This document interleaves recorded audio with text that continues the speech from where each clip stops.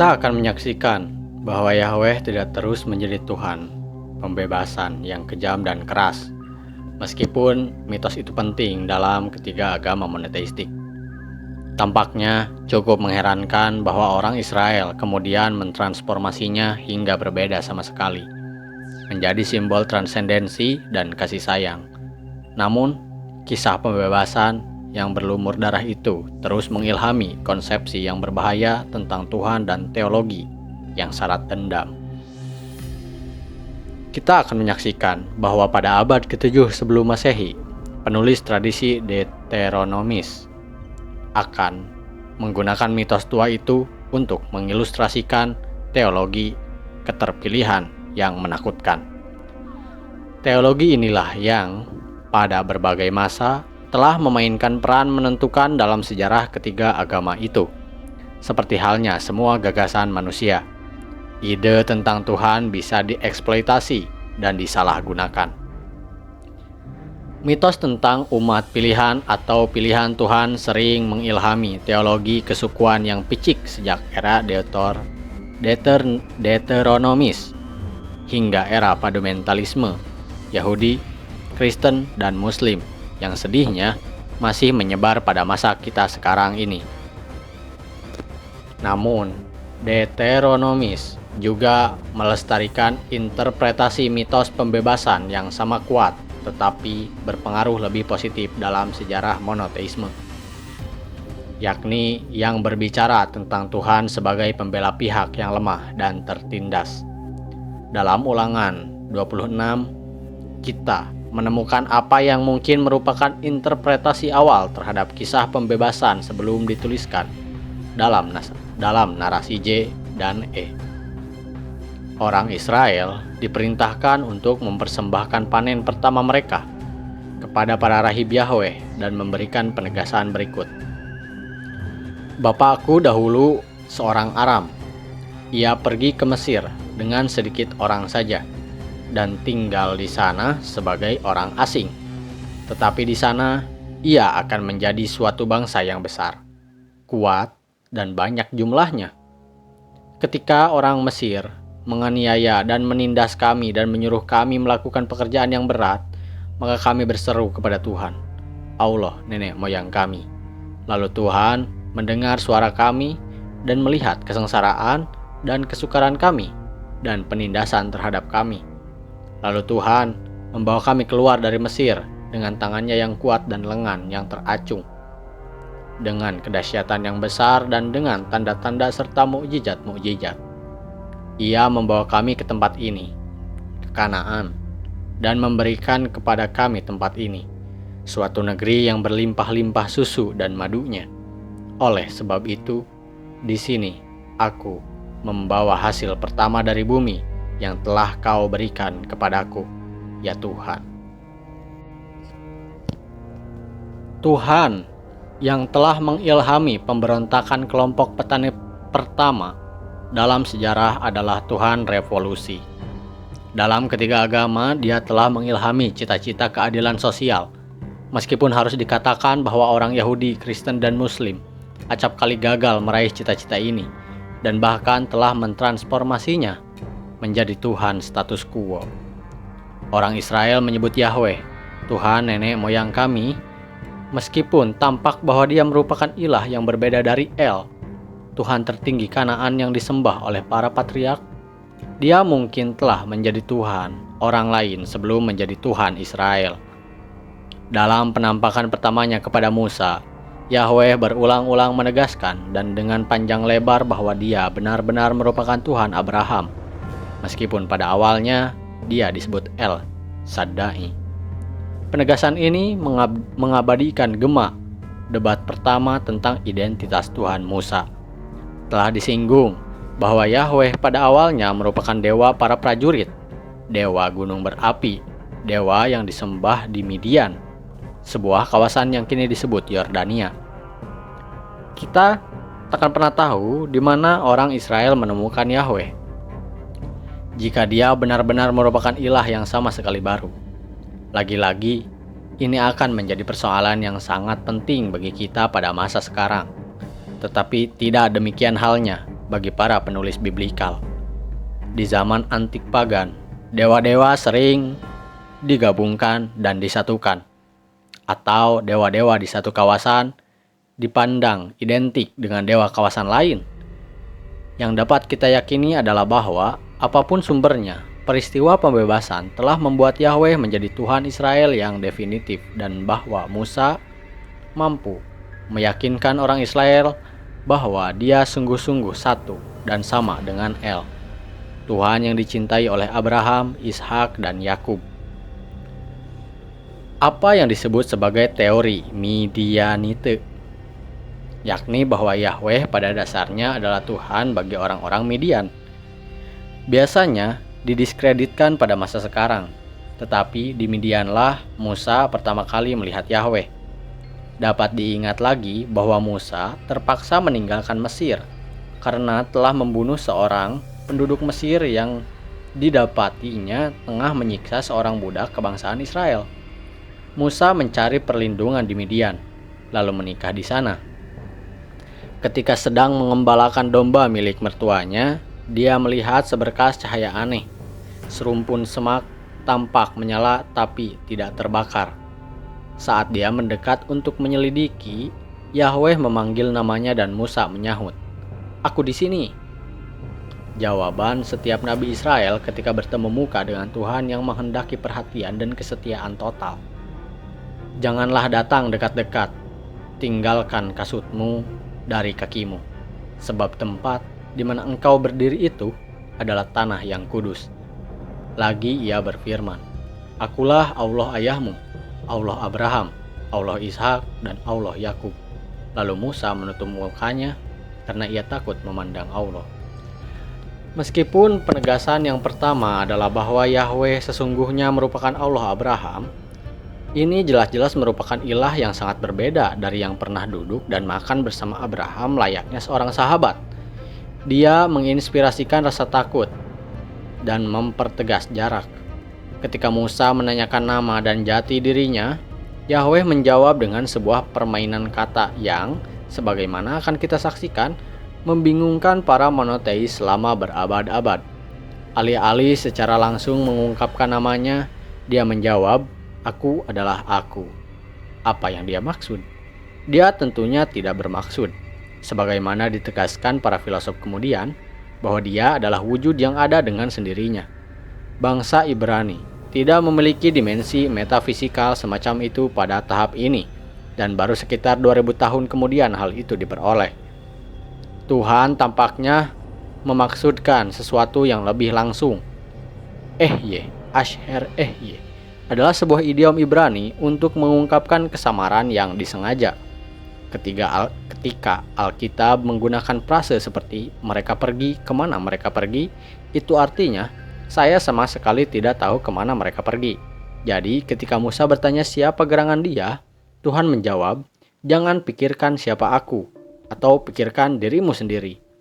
Tak perlu berdiskusi tentang hakikat Tuhan, dan tentunya tak ada upaya untuk memanipulasinya, sebagaimana terkadang dilakukan oleh kaum pagan saat mereka menyebut nama-nama Tuhan mereka. Yahweh adalah zat yang mutlak. Aku adalah aku. Dia akan menjadi apa yang dia pilih dan tidak memberikan jaminan apapun. Dia hanya berjanji bahwa dia akan melibatkan diri dalam sejarah umatnya. Mitos pembebasan seperti bukti meyakinkan. Mitos pembebasan memberi bukti meyakinkan. Ia mampu membersihkan harapan baru bagi masa depan, bahkan dalam keadaan yang mustahil. Ada harga yang mesti dibayar demi rasa berdaya yang baru ini. Dewa langit yang lama dirasakan telah terlalu jauh dari perhatian manusia. Dan dewa-dewa yang lebih muda seperti Baal, Marduk, Dewi Ibu telah datang mendekati manusia. Tetapi Yahweh kembali membuka jurang pemisah antara alam manusia dan Tuhan. Ini diperlihatkan dengan jelas dalam kisah di Gunung Sinai. Ketika tiba di gunung itu, orang-orang diperhatikan untuk menguduskan diri dan mencuci pakaian mereka. Musa bahkan harus memperingatkan orang-orang Israel, "Jagalah baik-baik, Jangan kamu mendaki gunung itu atau kena kepada kakinya. Sebab siapapun yang kena kepada gunung itu, pastilah ia dihukum mati." Orang-orang berdiri agak jauh dari kaki gunung, lalu Yahweh turun ke atasnya dalam api dan kabut. Pada hari ketiga, pada waktu terbit fajar, ada guruh dan kilat, dan awan padat di atas gunung, dan bunyi sangkakala yang sangat keras, sehingga gemetarlah seluruh bangsa yang ada di perkemahan. Lalu Musa membawa bangsa itu keluar dari perkemahan untuk menjumpai Allah, dan berdirilah mereka pada kaki gunung. Gunung Sinai ditutupi seluruhnya dengan asap, karena Tuhan turun ke atasnya dalam api. Asapnya membumbung seperti asap dari dapur, dan seluruh gunung itu gemetar sangat. Musa pergi ke puncak gunung itu sendirian dan menerima Taurat. Bukannya mengalami keadaan yang tertib, harmoni, dan seimbang seperti visi kaum pagan tentang pertemuan dengan Tuhan, Taurat kini diturunkan ke bumi dari sebuah ketinggian. Tuhan dalam sejarah dapat mengilhami perhatian yang lebih besar tentang dunia kasat yang merupakan panggung bagi perbuatannya. Tetapi ada pula potensi untuk terasing sepenuhnya dari dunia. Dalam naskah akhir kitab Keluaran yang ditulis pada abad ke-5 sebelum Masehi, Tuhan dikatakan telah membuat perjanjian dengan Musa di Gunung Sinai. Kejadian yang diperkirakan berlangsung sekitar 1200 sebelum Masehi. Ada perdebatan ilmiah menyangkut hal ini. Beberapa kritikus percaya bahwa perjanjian itu tidak dipandang penting di Israel hingga abad ke-7 sebelum Masehi.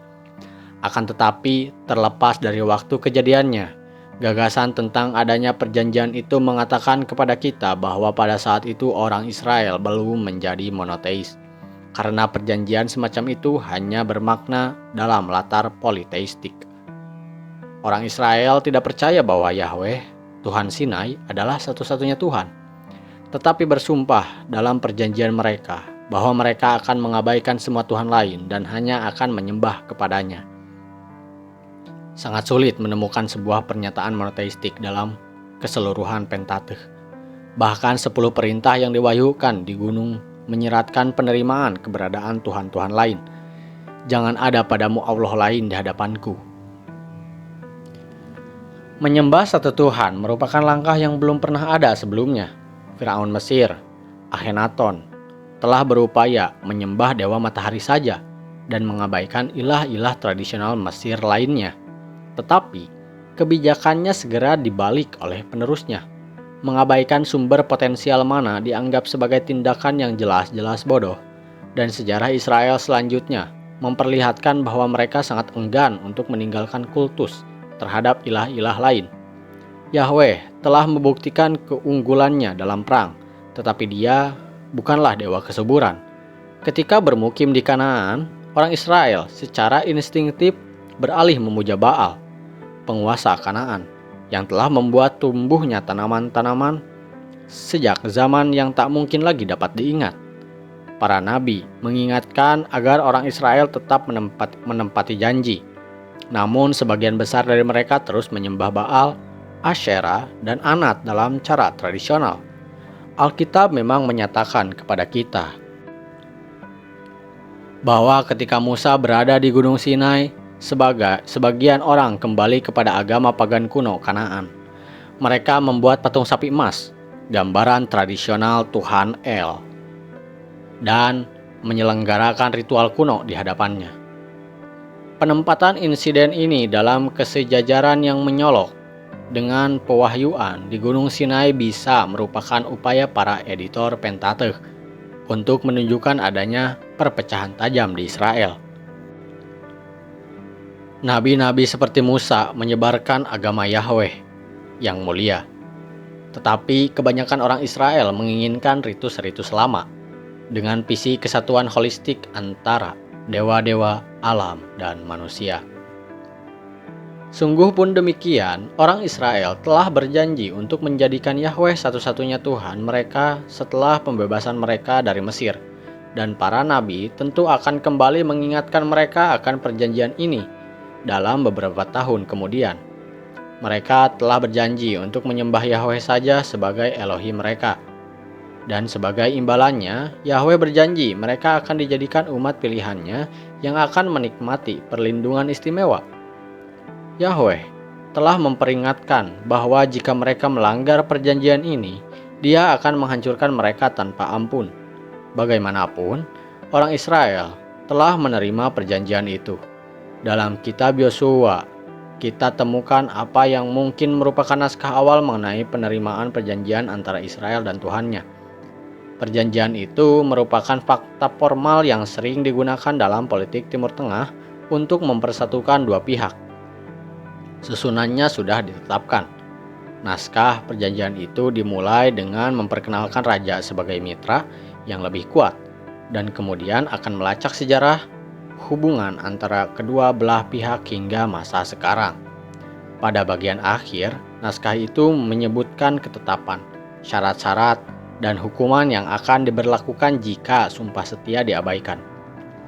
Hal terpenting dalam seluruh perjanjian itu adalah tuntutan atas loyalitas mutlak. Dalam perjanjian abad ke-14 antara Raja Mursilis II dari Het dan pengikutnya, Dupi Tashed, Raja mengeluarkan tuntutan. Jangan berpaling kepada orang lain. Ayah-ayah kalian telah membayar upeti di Mesir. Kalian tidak usah melakukan itu. Dengan sahabat-sahabatku, kalian harus bersahabat, dan dengan musuh-musuhku, kalian harus bermusuhan. Alkitab mengatakan kepada kita bahwa ketika orang Israel telah tiba di Kanaan dan bergabung dengan puak mereka di sana, semua anak keturunan Abraham membuat sumpah setia kepada Yahweh.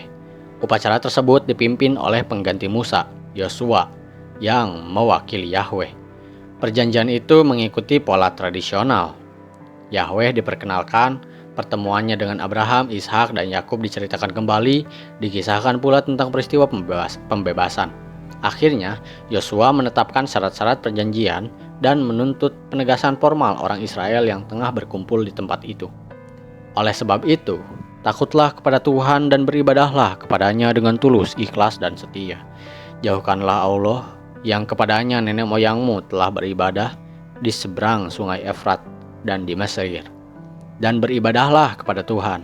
Tetapi jika kamu anggap tidak baik untuk beribadah kepada Tuhan, pilihlah pada hari ini kepada siapa kamu akan beribadah. Allah yang kepadanya nenek moyangmu beribadah di seberang sungai Efrat, atau Allah orang Amori yang negerinya kamu diami ini. Mereka mesti memilih antara Yahweh dan dewa-dewa tradisional Kanaan. Mereka tidak ragu-ragu. Tak ada Allah lain selain Yahweh. Tidak ada Tuhan lain yang lebih lekat di hati para penyembahnya. Campur tangannya yang kuat dalam persoalan-persoalan yang mereka hadapi telah membuktikan secara amat meyakinkan bahwa Yahweh memenuhi kewajiban sebagai Elohim mereka. Mereka akan menyembah Dia semata dan meninggalkan Tuhan-Tuhan lain. Yosua memperingatkan mereka bahwa Yahweh sangat pencemburu. Jika mereka melanggar ketentuan dalam perjanjian itu, Dia akan membinasakan mereka. Mereka mengambil sikap teguh, akan memilih Yahweh saja sebagai Elohim mereka. Maka sekarang jauhkanlah Allah asing yang ada di tengah-tengah kamu, seru Yosua, dan condongkanlah hatimu kepada Tuhan, Allah Israel. Alkitab memperlihatkan bahwa orang-orang itu tidak menempati janji. Mereka hanya mengingatnya pada masa-masa perang, ketika mereka membutuhkan kepiawaian perlindungan militer Yahweh. Tetapi di masa damai, mereka kembali menyembah Baal, Anat, dan Asyera dalam cara yang lama. Walaupun secara fundamental berbeda dalam bias historisnya, pemujaan kepada Yahweh sering terungkap dalam bentuk paganisme kuno. Ketika Raja Salomo atau Nabi Sulaiman mendirikan kuil untuk Yahweh di Yerusalem, kota yang direbut ayahnya Daud dari Yebus, kuil itu ternyata mirip dengan kuil dewa-dewa Kanaan. Bangunan itu terdiri dari 3 ruang persegi 4, yang berpuncak pada ruang kecil berbentuk kubus yang disebut Bait Suci. Di dalam Bait Suci tersimpan tabut perjanjian, sebuah altar yang bisa dibawa-bawa yang selalu menyertai orang Israel pada saat mereka berada di pengungsian. Di dalam kuil terdapat bejana perunggu besar, merepresentasikan Yam, penguasa kuat dalam mitos Kanaan, dan 2 tiang tegak setinggi 40 kaki yang menandakan pemujaan kepada Dewi Kesuburan, Asera. Orang Israel terus menyembah Yahweh di tempat-tempat suci kuno yang mereka warisi dari orang Kanaan di Betel, Silo, Hebron, Bethlehem, dan Dan, yang sering menjadi tempat berlangsungnya upacara-upacara pagan. Kuil itu segera menjadi istimewa meskipun, seperti akan kita saksikan, di sana juga terdapat beberapa aktivitas yang jelas-jelas tidak ortodoks. Orang Israel mulai menganggap kuil itu sebagai replika istana Yahweh di langit. Mereka juga menyelenggarakan festival Tahun Baru di musim gugur, dimulai dengan upacara pengorbanan di hari Paskah, disusul oleh syukuran panen hari raya Pondok Daun, yang merayakan awal tahun tanam. Pernah diperkirakan bahwa sebagian dari Mazmur merayakan penahbisan Yahweh di kuilnya pada hari raya Pondok Daun, yang seperti halnya penahbisan Marduk, mengingatkan tentang penaklukannya atas kekacauan. Raja Salomo sendiri adalah seorang sinkretis besar. Dia punya banyak istri pagan yang menyembah dewa-dewa mereka sendiri dan tetap menjalin hubungan baik dengan tetangga-tetangga pagannya. Selalu ada ancaman bahwa kultus Yahweh akhirnya akan tenggelam oleh paganisme populer. Hal ini menjadi semakin parah selama penggal terakhir abad ke-9. Pada 869 sebelum Masehi, Raja Ahab naik dari tampuk pemerintahan kerajaan Israel di utara. Istrinya, Izebel, anak perempuan Raja Tirus dan Sidon, wilayah yang sekarang disebut Libanon, adalah seorang pagan yang kukuh dan berusaha agar masyarakat negeri itu menganut agama Baal dan Asera. Izebel mengutus para rahi Baal yang segera saja beroleh pengikut dari kalangan warga utara. Orang-orang yang selain pernah dikalahkan oleh Raja Daud, merupakan penganut Yahwis yang setengah hati. Ahab tetap setia kepada Yahweh, tetapi tidak mencoba membatasi dakwah Izebel.